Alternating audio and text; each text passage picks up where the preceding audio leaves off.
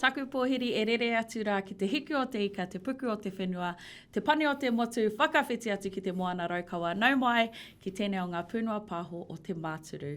Ko mi kai te tōku ingoa, ko au te kai whakataki o tēnei wahanga i tēnei rā. Ko au te kai whakahaere rangahau hoki ki te Mātāwai, no te Tai Rāwhiti whānui, no whāngara me mga tūnā hau, kei taku taha maui, tēnā whakamohio mai ko wai koe e te whanaunga. Tēnā koe e te whanaunga, ko Mātai Smith ahau, huri au no te Tai Rāwhiti hoki, nā reira ko māua, te uranga mai o te rā, no rongo whakāta ngai tā manuhiri, no Ngāti Kahungunu ki te Wairua anō hoki. Nō reira, mihi atu ana kia koutou ko tūhono mai ki tēnei pāhotanga motuhake, kei te hautū tia e taku whanaunga nei. Tēnā koe te whanaunga. Ko te aronga matua tēnei o ngā pūnua pāho i tēnei ata. Aotearoa, e hāngai ana ki te Kāhui ā-iwi o te Tai Rāwhiti. Nā reira, ko ngā pātai e whai ake nei, e hāngai tonu ana ki te Pae Motuhake, ki ngā tono ka tukuna mai i te mea ka whakariwa te rauna haumitanga hei te kohitātea. Nā reira, ka tīmata kare kore e hika kāna wetahi o te haukainga. Kare kore kei te areare taringa mai te Tai Rāwhiti, tēnā whakarongo mai. Tuatahi ake Mātai. Ko hea ngā rohe ngā whenua o te Pae Motuhake o te Tai Rāwhiti? He whānui. Me pēnei taku whakahoki kōrero ki tērā pātai āu. Mai pōtaka, ara ki roto Ngāti Parau, he ke iho ki roto tūranga, ki te toka tai au me ki. Haere whakatetonga ki roto Ngāti Kahungunu. Haere tonu ki roto rangitāne. Kei te haere tonu. Kei te haere tonu ki roto o Wairarapa hoki. Nō reira, pērā rawa te whānui o tō mātou nei rohe. He ahua tōna rite nei ki te rohinga kei te kōkiritia e te pāremata. Ko Ikaroa Rāwhiti, pēr te ingoa tika. Tino whānui rawa ne, tō tātou rohenga. Te raupea ko etahi, kei te pane o te motu kāri te tino ki mai he Tai Rāwhiti. Engari he Tai Rāwhiti tātou katoa. Tika. E whai ana i tēnā o ngā rohenga, kua kōpau etahi tāngata hei māngai mō wena o ngā takiwā rohenga. Nā reira, whakaingoatia, whakamōhio mai ki te marea, ko wai, aua mema o te Pae Motuhake, aua māngai. Ka pai. No tātou te whiwhi te mea etahi o ngā pūkenga Aotearoa tēnei, o tino Tai Rāwhiti tērā kupu te Aotearoa, ko whakauringi ai au ki roto i te... Tāpu, weti. Nā reira, timata mai ki roto o Ngāti Parau, te rohenga o te iwi o Ngāti Parau, ko Maria Wynyard, kei te whakakanuhi. He ingoa no tōna, ne? Barb. Ko Auntie Barb. Yeah, ko Auntie Barb. Barbi. Heke mai ki roto tūranga nui ākiwa, tūranga ararau, tūranga makaurau, tūranga tangata rite, tūranga FM. Tēnā koutou. Subtle plug. Ko au, kei te whakakanuhi i taku rahi o rongo whakāta. Ko Lewis, kei te whakakanuhi i tōna rahi, i tō māua nei rahi, i tō māua nei rahi o Ngai Tāmanuhiri. Ko te aitanga Mahaki, ko tō tāua nei tuahine, ko Ruth Smith. Te puhi o Mahaki. Te puhi o Mahaki. Puti rānei puhi, e rua. Haere whakatetunga ki roto o te Wairua, ko tō tāua nei Koka, Felicity, Ngārangi Aue. Tēnā koe te Koka. Haere tonu, ko Jeremy, ko Tātere, tērā hau tipua o te... Ko ia te māngai mō... Mō Ngāti Kahungunu. Tēnā. Tō whakatoi oki. Kamutu, ko tō tāua nei kōka ātane Te Pae ki roto o rangitāne.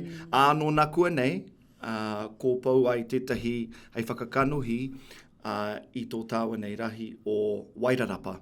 Ara ko Marlene Harris, ka tahi anoia ka pika mai, ka hau mai. Nau mai, piki mai me o pūkenga, o pūmanoa motuhake e hoa. Nō reira, ko mātou tērā o te Tai Rāwhiti. Tēnā koe mātai te whakamohio mai ko wai awai. Toko iwa, toko waru rānei, toko... Tēnā pēr toko e. Kei te pai. Kāri whakawhiwhia ki au taku kura tiwhi ki te mo te pāngarau. Ai, nā reira, kāroha kia i hoki atu au. Kāroha. He whātekau mā rima pai heneti. taku whiwhi i rītana. Nā reire, ko mate au te hoki atu. So, kei te karo au i te rā pātai pāngarau.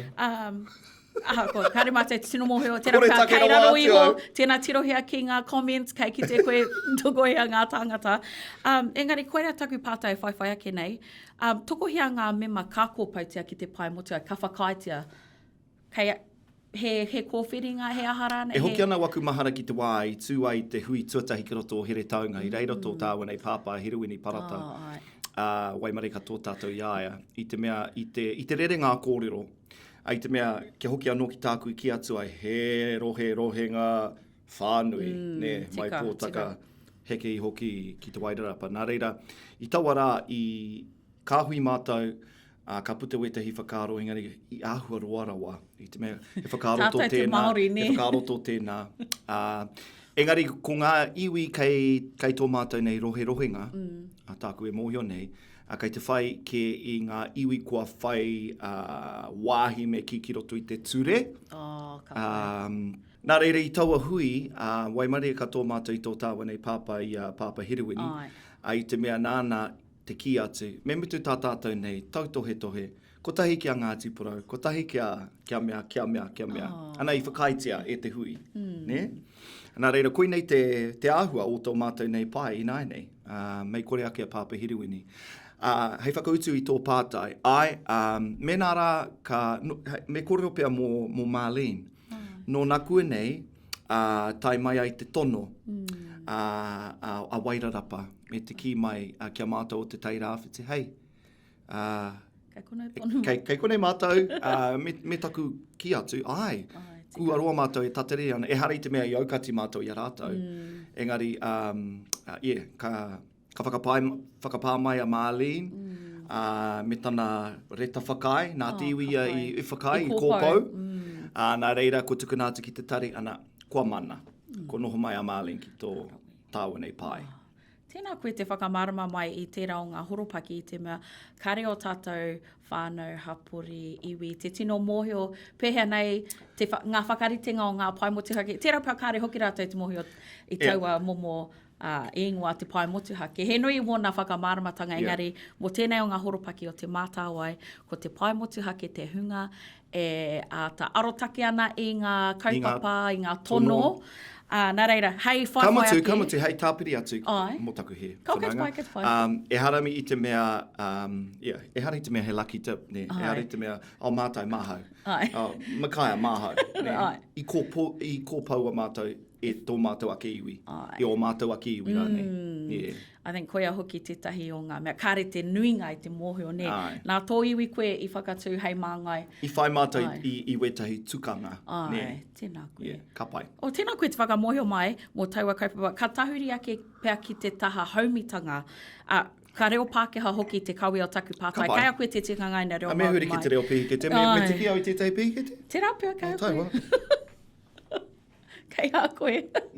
Kai te hia kai. Tōna hia kai nei. Kei konei waku pihikete. E homa. Okay. Whakatoi noi. Kei te pai. He pai te kai, te timo kai. If someone wanted to submit an application via Te Tai Rāwhiti, what are there specific requirements that they need to be aware of? E.g., like they must request upon a certain amount. The application must be written entirely in te reo Māori, ko etahi o tātou kāhui ko pērā. What else is there? Do they need to have a language plan set as part of their tono? Things like that. So can you just give maybe 3 top things in Tai Rāwhiti that are absolute, I guess, e hare te mea kua here ki ngā ture, engari, just some guidance around, okay, I want to submit a tono, what should I know when submitting it in Te Tai Rāwhiti? Absolutely. The first thing, ko te ture tuatahi, me noho koe, koutou rānei, ki taua rohe, ne? Kia kaua koe e noho atu ki ahi tareiria me te kima, hiuri au no Te Tai Rāwhiti. Kua whiwhi mātou e tahi pērā. So I would say that you have to be living in that particular region in order to put a tono in for the Tai Rāwhiti money. Investment. Yes, investment. That's the word. We use the word investment here at Te Mātāwai. So korea te mea tuatahi.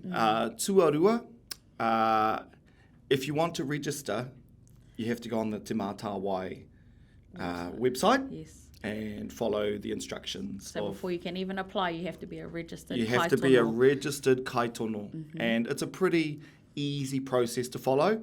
Obviously, if you get stuck, you can ring to Mātāwai, you can ring me. Well, I don't give my number out. It's private.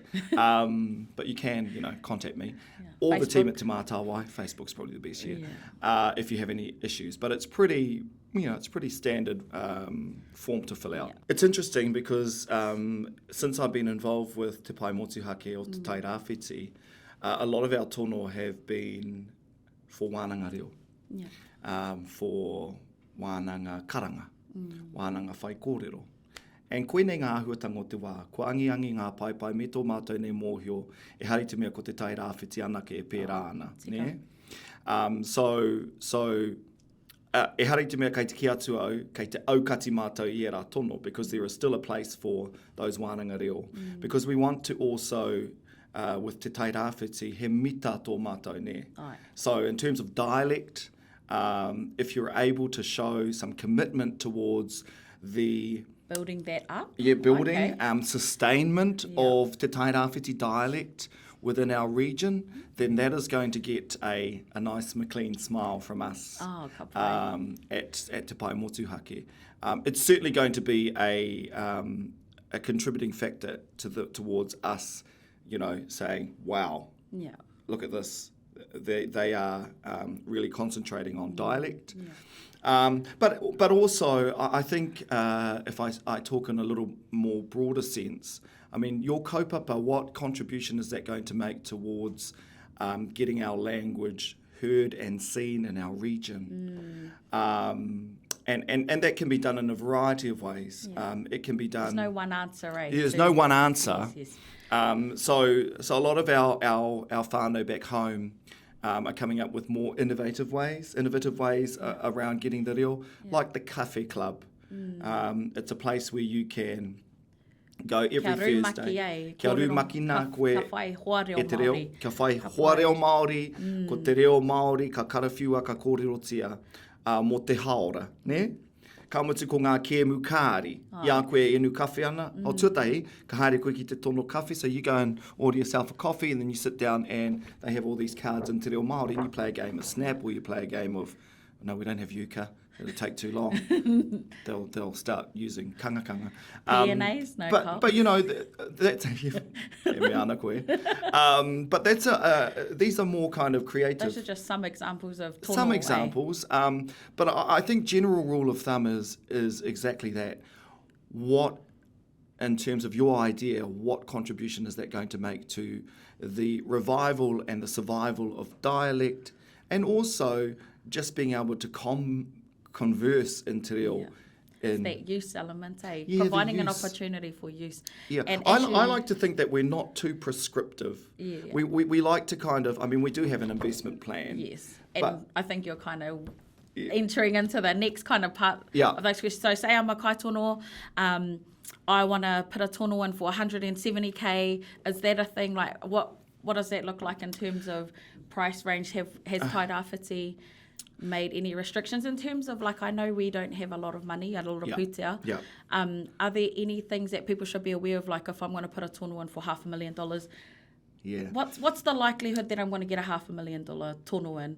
Or is there some caps around pūtea that the Pae Motuhake are considering? I think the likelihood of you getting $500,000 out of our pūtea is probably as likely as me winning the lotto on Saturday. Oh, lovely. Ka roha kia. I say that with all due respect. Look, to be honest, I think if a tono came in for $500,000 from one of our kaitono, and it was an absolutely blow us out of the water idea that showed an absolute commitment and the potential for us to have these really amazing language outcomes in that region of Pōtaka down to Wairarapa, then we would probably look at it. But general rule of thumb, so we did make a call as a Pae Motuhake that we would cap our tono at 100K. Okay.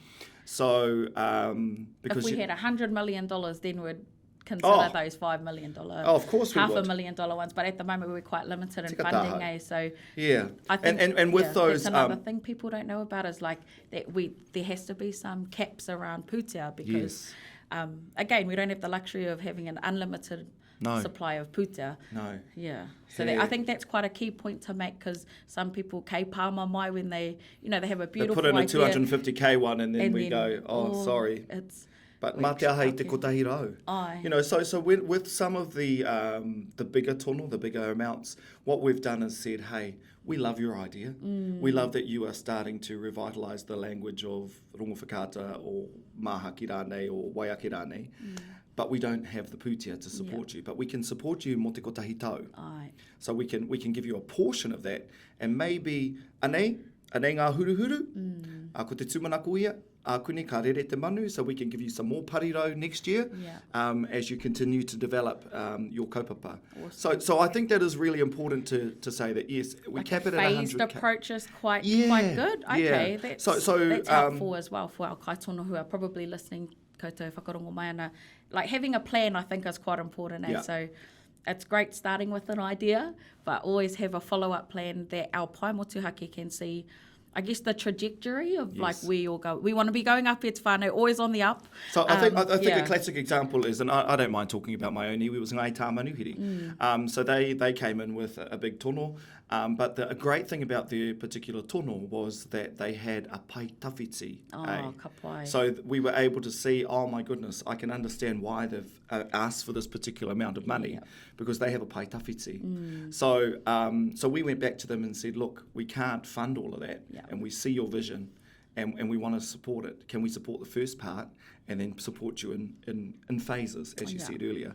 And of course, they're going places, Tā Manuhiri. They're really takurahi o Tā Manuhiri kei te kōkiri, ngā kaupapa, kei te wānanga i te reo, ko timata rātou ki te ako i etahi waiata, ki te tito i etahi waiata, kei te hoki ki ngā maunga, ki ngā awa. Yeah, so that's just quite a tētahi tauira. Tētahi tauira.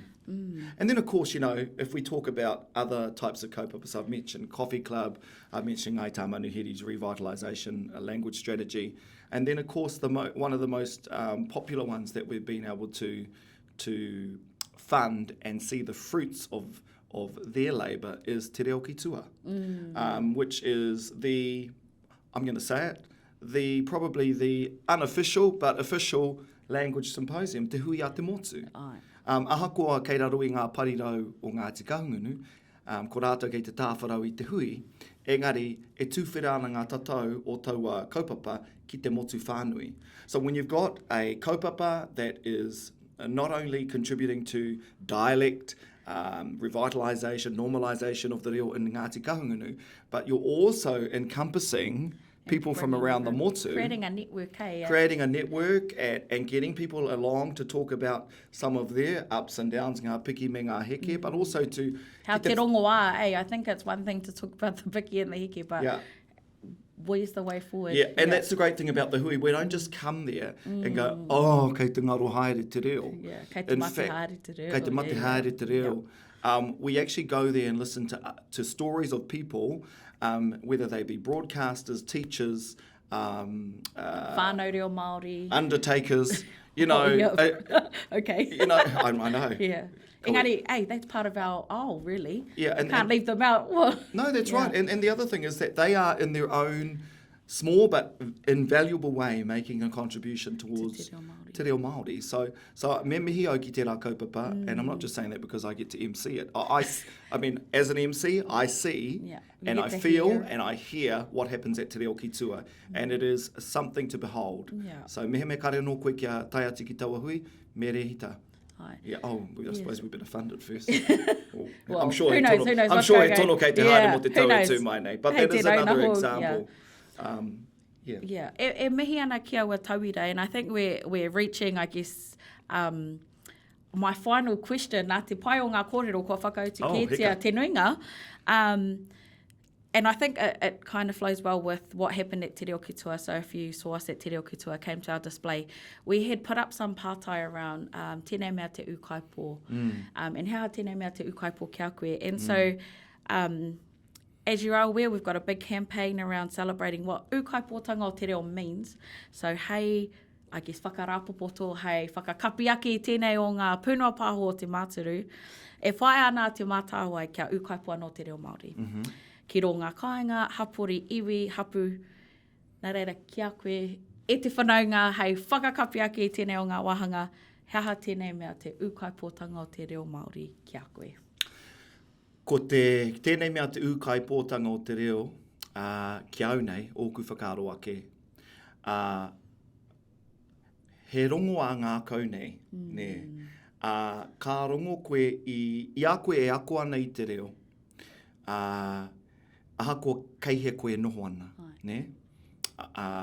Kei tūranga, kei piripane, kei wairarapa, kei he ke rānei. Mātō ngā kau koe e ārahi ki te reo. Nā reira, ki te pīkoko rawa atu koe ki te reo, ka whai koe i te reo. Nā reira, ko tāku, nā te mea mōhi anau, he nui ngā whānau kei waho ke atu i tō rātau ake rohe. E hia kai ana ki te reo, o whāngarā, o manutuke, o wai ake rānei. Nā reira, ko tāku, me whai koe i tō ngākau, kamutu he maha ngā momo hangarau, e tai ai e te tangata, te ako i tōna reo. Engari, mā tō hoki atu ki tō ukaipō, ki tūranga ki he ke rānei, e tino e uai, e ukaipō ai te reo, ki roto i te whatu manoa, ki roto i te hinengaro anō hoki, hei paenga mō. Nā reira, koira pia, wetahi waku whakaaro e pāne ki taua kaupapa nui. Engari. E mehi ana ki ngā whakaaro, ki ngā kōrero kua hora, ki tēnei o ngā pūnua paho, me te mihi ake kia koe, e pikau ana i ngā haipapa whakareora reo. Ki roto o te Tai Rāwhiti whānui, engari te motu whānui, ko koe te rai kaue ana i te reo ki o tātou. Ki ngā pauaka whakata, i ngā teihana, reo irirangi, reo Māori, ki ngā kaupapa huhua, ko koe te rai kaue ana i tō tātou reo ki ngā tōpito. Katoa o te ao. E mihi ana kia koe te whanaunga, tēnā tātou. Tēnā tātou katoa ka tae au te kai Topi hiki te. Me te koro pīkite, ki te reo pīkite. Cheers.